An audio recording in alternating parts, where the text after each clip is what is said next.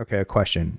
Question. Let me ask you a question. Okay. What was the last kind of serious physical activity / workout that you did? I did yoga for an hour. And afterward, did you feel like you deserved an indulgence? Like, did you... You know what? It's even like kind of a tradition that after yoga, I go across the street and get like a decadent like Starbucks drink.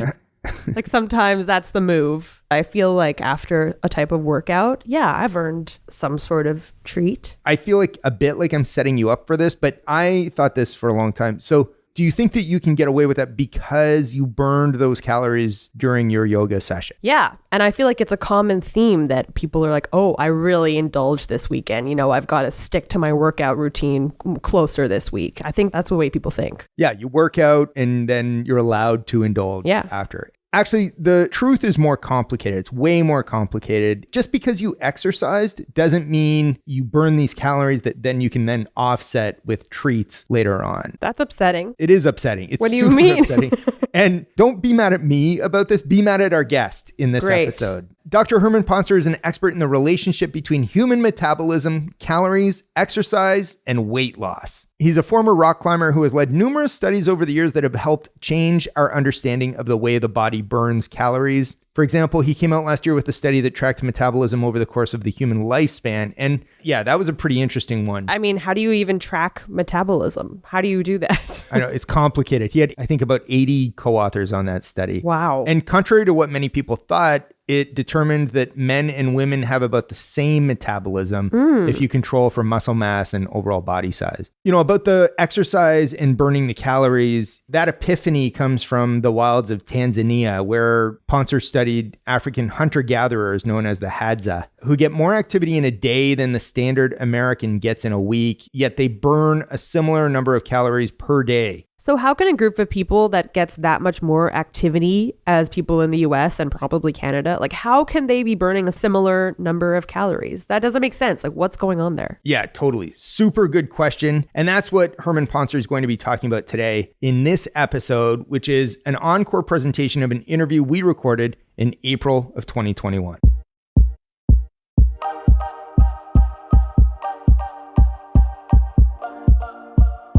I'm Chris Shulgin. I'm executive producer. I'm Jasmine Ratch. I'm managing producer. Herman Pontzer is an evolutionary anthropologist at Duke University. His latest book is titled Burn. New research blows the lid off how we really burn calories, lose weight, and stay healthy. Here he is in conversation with Dr. David Macklin, Medcan's Director of Weight Management, providing a primer on how exercise may not translate into weight loss and why you should still do it anyway. Here's their conversation. Hi, everyone, and I'm David Macklin, and welcome to the Eat, Move, Think podcast. Today's going to be a real exciting conversation with Herman Pontzer. Herman, I'm super excited to have you here and to jump in and have some discussions around the really remarkable, game-changing work that you're doing in the field of energetics and metabolism. So welcome. You know, Herman, I just want to jump in. If I go right now into my basement and jump on my treadmill and, burn 200-300 calories of energy in my workout, your findings describe that over the next number of either hours or days or weeks, my body's then going to burn about 200-300 calories less than it was going to, just to make up for that silly thing that I did, trying to increase my daily energy expenditure. And I'm kind of not going to get credited those calories. And that's mind-blowing to most people. So I'd love to hear kind of a little bit about your experience of discovering that yourself. Yeah, well, that was a surprising observation to me too, and I think you got it exactly right. I'm an anthropologist, evolutionary biologist. I'm interested in how humans evolved, and so I'm very interested in how our bodies burn calories, because that's kind of where the rubber hits the road in evolutionary biology, turning energy into kids, right? That's kind of all evolutionary biology cares about. And so I was trained under the sort of, I think, traditional way of thinking about this, which is the more you move, the more you burn. And, so species that are more active will burn more energy than species that are less active. And if we look within a species, like within humans, if you're more active, you'll burn more calories than if you're not as active. And that's just kind of the way that it's been thought of. It's so intuitive that it's hard to imagine a different way of thinking about it, actually. And so my colleagues and I went and we wanted to measure the total energy spent per day, because we wanted to know just how big of an impact physical activity has in a context that's sort of more ecologically relevant for humans, which is a hunting and gathering community, right? because cities and supermarkets are all really new and strange and weird, and we're actually evolved as hunter-gatherers. And so there are a handful of populations left that still hunt and gather. So there's these wonderful opportunities, places to go and sort of see what that lifestyle does to your body. And so we went and worked with the Hadza community in northern Tanzania, this hunting and gathering group. We got the funding in 2009. I think we got the funding predicated on the idea that we're going to see these really high expenditures. And we measured total energy expenditures with men and women using the state-of-the-art method, which is called doubly labeled water. An accurate measurement of energy expenditure averaged over about a week or 10 days. And so it's not just like, a one-off snapshot. It's like a pretty good measure of daily expenditure. And we were totally shocked to learn that even though they're really physically active, Hadza men and women get more daily activity in a day than most of us get in a week, their total daily energy expenditure was still the same as it is for men and women in the US and Europe and other industrialized countries. So that was a huge shock to me. And then the next shock was, as I kind of chased this down, was that it shouldn't have been a shock. Because when you actually look at other species and other models of looking at the impact of activity on expenditure, what you see again and again and again across human groups, across species even, is that the body is juggling its different requirements, its different tasks. Exercise is one of those tasks. And it's juggling them in a way to keep total energy expenditure within a pretty narrow range. If we exercise, especially when we kind of do it long term, we adopt an exercise lifestyle so our body has time to adjust to it. Well, that adjustment will mean less energy on other stuff. And so the total energy we spend day to day is actually not going to be much different, maybe no different at all than when we started our exercise or before we started our exercise. So Herman, that's a ton of stuff. And I want to break that down step by step. You guys are going to Tanzania and you're using a technology that allows you to really get a sense of the total amount of energy that someone is burning in a day. And it's kind of called doubly labeled water technique. Yeah, that's right. So the way that you do it in the lab, in your office, is the way that it's typically done, and actually has been done for over 100 years now, which is capturing people's expired air and using the oxygen content and CO2 content of that air to calculate how many calories they're burning at that moment, right, minute to minute. And that's great if you want to measure the energy expenditure of somebody who's resting in your office to get a resting metabolic rate. Or you can do that with different techniques. You can do that for somebody who's like on a treadmill or during an activity kind of thing. It's a snapshot in time. And it's not practical for measuring energy expenditure over the course of days, right? Which is what we really want to know when we want to know about total energy balance, total energy expenditure. For that, what you do is this technique that uses isotope tracking to calculate how much carbon dioxide your body produces every day. It's a really cool technique. So basically you drink some water that's isotopically tagged. So some of the hydrogens are deuterium, some of the oxygens are oxygen 18. Those are just different forms of hydrogen and oxygen. So we can use those like tracers. And then after you drink that water, it's totally stable and not toxic or anything like that. It's very safe. We use it all the time. After you drink that water, those tracers go up. They diffuse through your body. So if we get a urine sample a few hours after you drink it, we'd see those levels are much higher. We could measure that. And then over time, we see that you flush those isotopes out. How do you flush them out? Well, you flush them out with the water that you lose in urine and sweat and water vapor that you exhale. You also lose the oxygens as the CO2 that you breathe out, which is a really kind of cool chemical trick that is happening in your body. And so if we track the depletion of those isotopes in your urine samples over a week or so, every couple of days we get a sample, we can measure down as they go. We can measure that depletion rate. We can compare the depletion of hydrogen, which is our water turnover signal, our water loss signal, to oxygen, which is water plus CO2. Well, the difference in those rates is CO2. And so we get a really accurate measurement of CO2. You can't make CO2 without burning calories. You can't burn calories without making CO2. So this is the gold standard, right? This is not an estimate. We're not making stuff up here. We're not guessing. It's a really accurate way of doing it.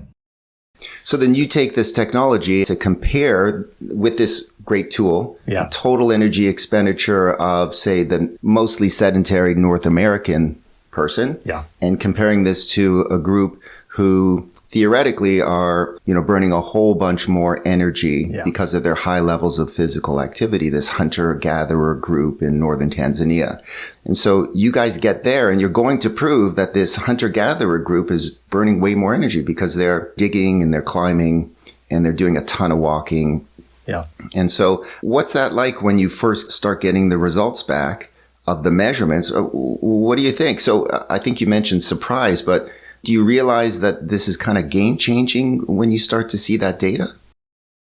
I didn't realize how much of a game changer it was going to end up being, to be honest. We had a short field season at the end of 2009, and we had some preliminary data that looked like it wasn't much different than other Westerners. And I thought, I bet when we get a bigger sample, we'll see the difference. Right. And then we got the bigger sample, N of 30 men and women, still no difference. And I thought, what the heck is going on? And the first thing I did is, the first thing you think of, I hope this is true for any researcher, but certainly for us, the first thing we thought was we must be wrong. Right. Something's wrong. Bill Wong at Baylor, who's one of the leading labs in the world doing this kind of stuff. I went back to him and I said, Bill, tell me what's going on, Show me where we did it wrong or show me what, and he said, no, these are right. These are good. What I was realizing is as I talked to him and Dale Scheller and a couple other people about this, the realization was if you spent your career measuring energy expenditures, these folks already kind of knew, but we're kind of not being heard, I think, that there really isn't this correspondence that we think there should be between activity levels and expenditures. So just to jump a little bit clinical, because you talk about this in your book as well, in the book Burn, I describe the constrained model of energy expenditure quite regularly with my patients and have been since 2016. And this is part of clinical medicine when you're counseling individuals who are living with obesity. Yeah. To help them understand what we call the place of exercise in weight management. And you talk about this in the book so well, but when I go through the constrained model of energy expenditure with patients, probably about 90% of the time, the next sentence out of a patient is, so why am I exercising? Yeah. So that must be something kind of you faced regularly. I'd love to hear kind of what that's been like for you. Oh my gosh. Yeah. So first of all, when the Hadza data came out and we suggested in that first Hadza paper, 2012, hey, maybe it doesn't work like we think it does. We hadn't formulated the whole constrained energy idea yet, but the inklings were there. Oh my gosh, the pushback we got back was really severe, right? People hated it. Yeah. Because they thought, well, you're saying you don't have to exercise. And it didn't help that the media, the clickbait headlines, which it's the double-edged sword of getting your research covered in the media. You want people to know about what you found. That's the reason you did it. But, you kind of can't control how that gets messaged very well. Certainly, I wasn't doing a good job, I guess. And the clickbait headlines were pretty atrocious. You never have to exercise again kind of stuff. Right. So, yes, that reaction, I think, is normal. The reason that you should exercise is, that those adjustments are part of what makes exercise so good. So this is really cool. So you're describing, I think this is such a key point, you're describing in your book with your data that if the body's going to have to find less energy to burn somewhere else, because you just ran right on the treadmill and burnt 300 calories and it wants to keep your total energy expenditure within this narrow band, so it's going to have to burn less somewhere. And you start to talk about how it goes to the less necessary kind of things, right? And explain to me by becoming more efficient in the less necessary things, this may be a real insight into the underlying health benefits of exercise. Yeah, I'd love to hear more about that. Yeah. So, again, we're an evolved organism, right? And for 500 million years of vertebrate evolution, our metabolisms have been tuned. Metabolism is this multi-headed beast that has to do every task in your body, right? And your bodies are really well tuned to juggle all those priorities. And after 500 million years, you'd expect that our bodies are pretty good at figuring out what to cut out first. Right. When things get tough, you cut out the things you don't need first. Your prioritization is pretty good. And so what humans seem to cut out, and this is something that we're actively researching in the lab. So this isn't, we don't know all the answers here yet, but this is what we see when we look at this. People are cutting down inflammation, right? Inflammation is immune system activity that you don't really need to do. Chronic background inflammation isn't necessary. Acute inflammation to respond to something, yes, you need that. But a chronic inflammation is not necessary. You crank that down. Stress reactivity, so cortisol levels, epinephrine levels, right? We all get a bump whenever we get stressed, which over the course of our day happens multiple times. But if you're somebody who exercises a lot, or just regularly, that bump is smaller, and you return back to baseline levels faster. There's a nice study of this with women doing exercise to treat depression. I think with just moderate jogging versus being sedentary, they were producing like 30% less cortisol, 30% less epinephrine over the course of a day. We think that exercise helps you keep your reproductive hormones in a more healthy place. Hormones, estrogen and testosterone and progesterone levels are actually really high in the West, in industrialized countries, compared to what we see in more physically active populations. And by the way, those physically active populations, they don't have any problem with fertility. So we're not talking about cutting that out, but just to get you into a sort of healthier level. And we know that exercise is really protective against reproductive cancers like prostate cancer, breast cancer. So, I think there's a syndrome here. There's a constellation of responses that are your body prioritizing, spending less energy on all the stuff that you don't need to be doing. And that's why it's so darn good for you to exercise. So a quick tangent, because there'll be a lot of our listeners who are female. Yeah. And you describe kind of in a nice, efficient way why women compared to men will have overall lower total energy expenditure, lower metabolic rate.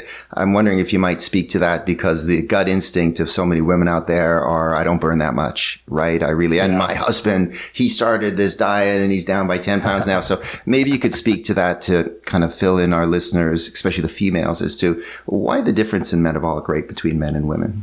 The biggest difference is just size, and particularly the amount of lean mass that you carry. So women just naturally tend to carry a bit more fat. Again, that seems to be a kind of to carry a bigger reserve for reproduction, because reproduction is so energetically costly that evolution has upped the amount of body fat that women just naturally carry.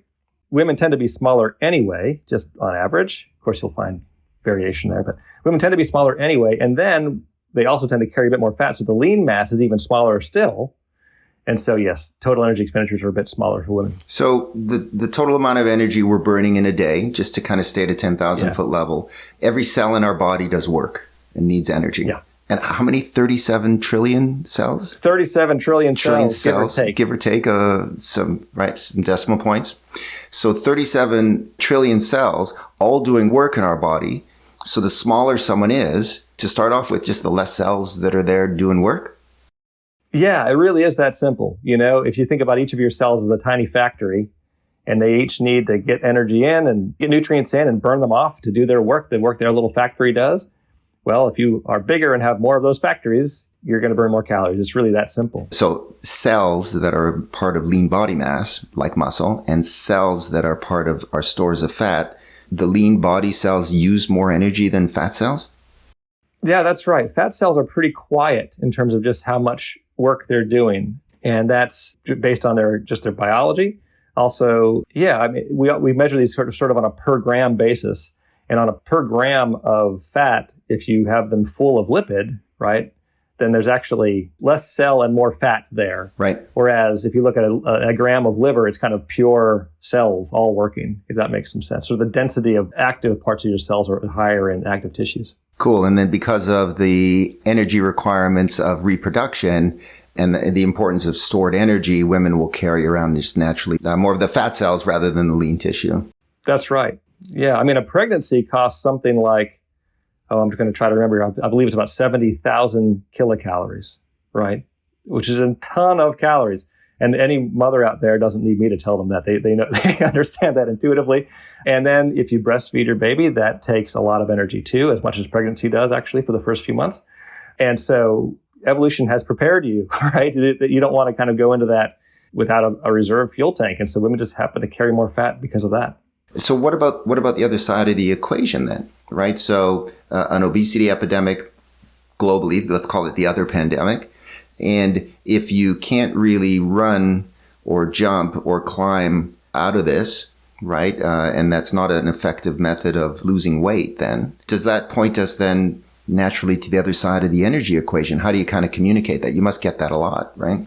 Yeah, no, I think you're absolutely right. I think fundamentally we have to understand that, weight gain or weight loss or weight balance, it's fundamentally about how many calories are coming in terms of your diet and how many calories you're burning off. And my work shows, along with other people, that it's really hard to change the energy part of that. It's really hard to change how many calories you burn. And so you got to focus on how many calories you're bringing in. That's going to be where you're going to have the best leverage to try to change and manage your weight. It's diet. Now, people don't always like to hear that because, people have been trained to be suspicious of calories in, calories out, right? There's a lot of kind of smoke and mirrors about, it's not about calories.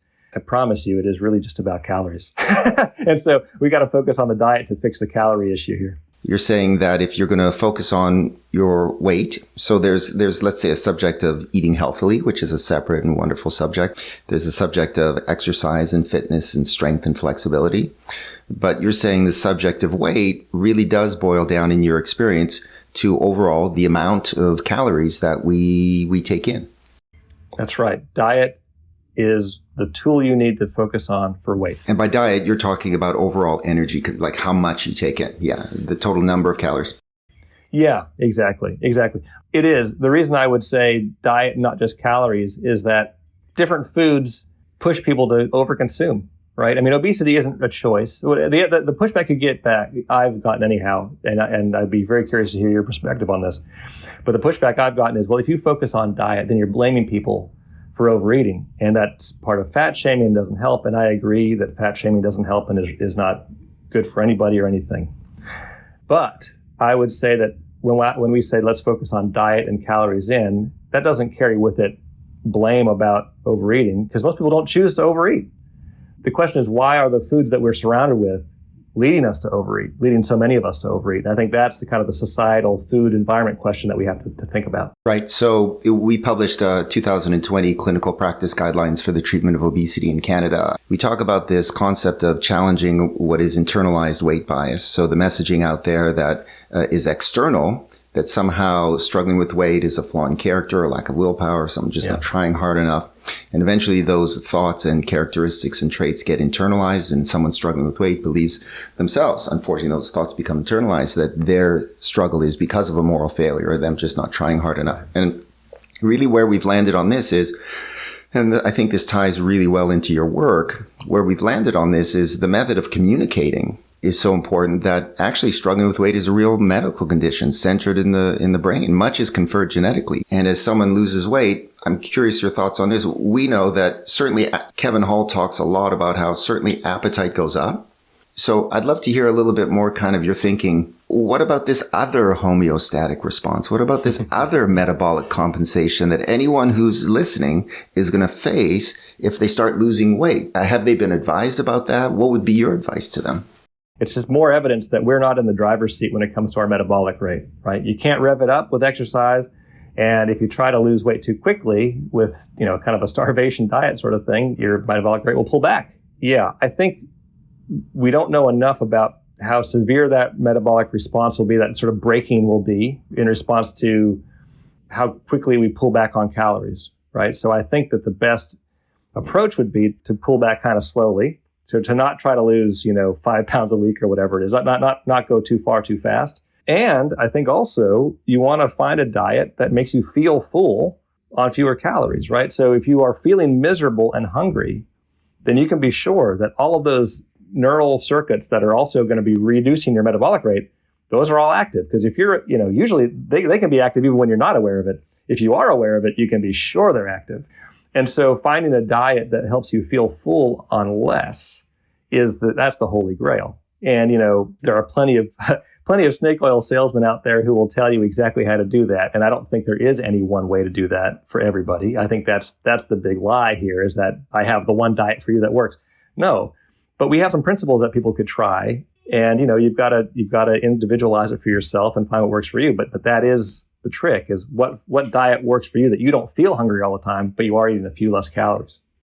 If you stand back to a more of a 10,000 foot level, we start to realize in weight management science that hunger versus fullness may be a much smaller player than we think. Instead, kind of the homeostatic system seems to be overpowered by a system just above it called the hedonic, right, or reward or motivation system. So where we would land is, rather than kind of working on making sure your satiety and fullness is enough, which people can be pretty good at, and yes, the principles of protein and fiber can help with, but really introduce what are the underlying causes of someone over consuming calories, which we think of as much more of a conditioned response, kind of a Pavlovian learning. That if you stand back, a brain built for, especially the midbrain, which generates wanting and desire and urge and craving, which is different from physical hunger. So we think more midbrain, and how certain sets of cues have been associated with the ultra-processed food and abundant food so many times that now a learning has taken place in the human brain, such that,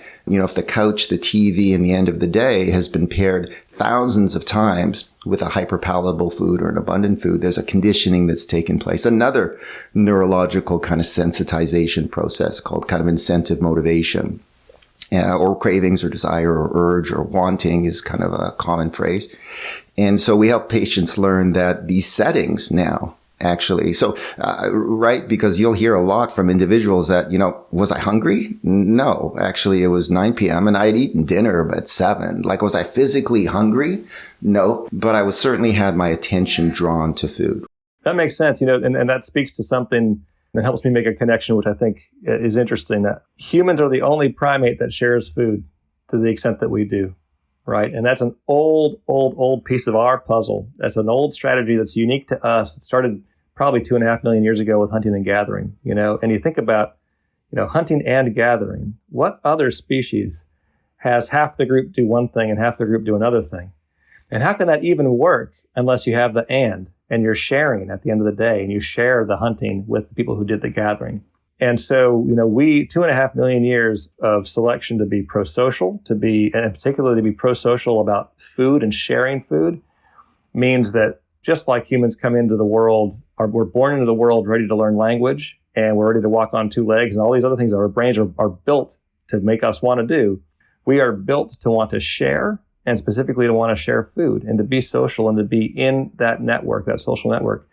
And I think that what you're describing just speaks so powerfully to the applied piece of that today, which is that it's the social world that can be as big of a driver for eating and food, right? Because who are you sharing the food like we're talking about, as it is the kind of cues that a dog might respond to, which is, oh, I'm actually hungry right now, right? So that's interesting. That's really a nice piece to connect those two. So we only have a few minutes left. I thought we might leave just a few minutes kind of at the end, because I love the kind of the discussion of the scientist. You're sitting in the fields of Africa. You're living amongst the bugs. I mean, this is real kind of applied science. I'd love to hear kind of a little bit more about that experience. Yeah, well, it's one of the reasons I wrote the book, and one of the things that was so fun about it was talking about those experiences, either with the Hadza or doing archaeology in Georgia, or doing rainforest ecology with chimpanzees in Uganda. It was really just fun to do all that stuff. I feel so lucky to have the career I have. But yeah, you go out and embed with the Hadza community.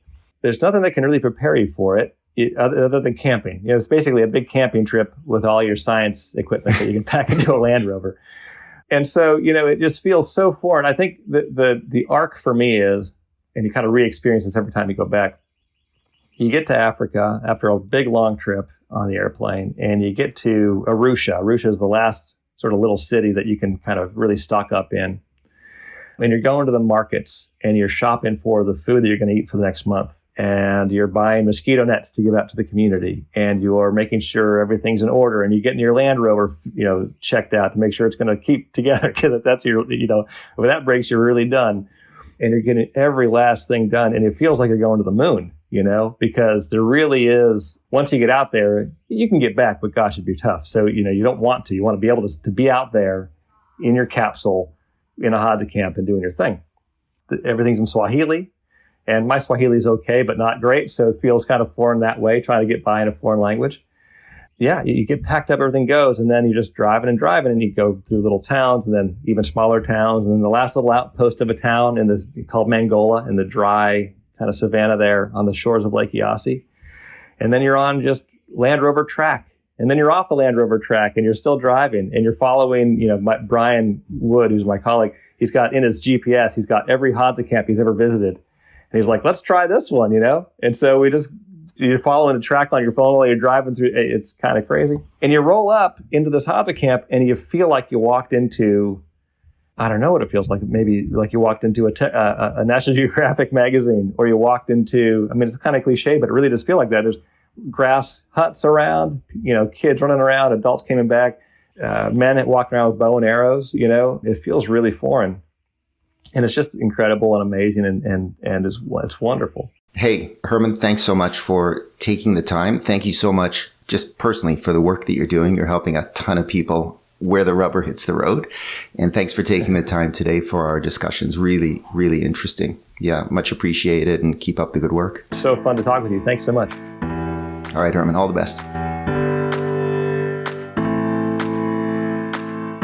That was our host, Medcan's Director of Weight Management, Dr. David Macklin, in conversation with Herman Pontzer, author and world expert in human metabolism. Follow Dr. David Macklin on Twitter at David Macklin MD, MACKLIN MD, and Herman Pontzer at Herman Pontzer, PONTZER. Remember to rate and subscribe to Eat, Move, Think on your favorite podcast platform, and follow Medcan on Twitter and Instagram at MedcanLiberal. We'll post episode highlights and links you can visit on our website, eatmovethinkpodcast.com. Say hello and send us a tip or a suggestion by emailing us at info@eatmovethinkpodcast.com.